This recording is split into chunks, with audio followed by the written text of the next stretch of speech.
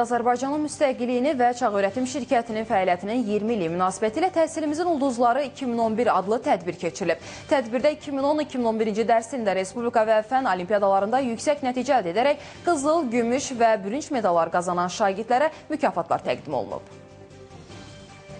Müstəqilliyimizin həmyaşıdı olan Çağ Öyrətim Şirkəti Azərbaycanın 20 iliyinə həsr etdiyi Təhsilimizin Ulduzları 2011 tədbirində məzunlarını növbəti dəfə sevindirdi. Belə ki, Təhsil Nazirliyinin tabeliyində fəaliyyət göstərən şirkətin təhsil müəssisələrindən məzun olan və yüksək bal toplayaraq ali məktəblərə qəbul olan, həmçinin ötən dərs ilində Respublika və Beynəlxalq Fənn Olimpiadalarında yüksək nəticə əldə edərək qızıl, gümüş və bürünc medallar qazanan şagirdlərə mükafatlar təqdim olundu. Təhsil sahasında yapılan bu çalışmalar hem Azerbaycan hem Türkiye kardeşliğini daha da mühkemlendirecek. Savatlı yetişen bu insanlar hamımızın iftihar mənbəyidir ve yetişen savatlı insan şu demektir: Azerbaycan'ın milli serveti demektir. Bu artık ananevi hal aldı, çünkü bir yerde birlik kıymetlendiriliyorsa, insanların bildikleri, yaptıkları, başardıkları işlerden dolayı onlara mükafatlar veriliyorsa, bu şahitler için bir teşviktir.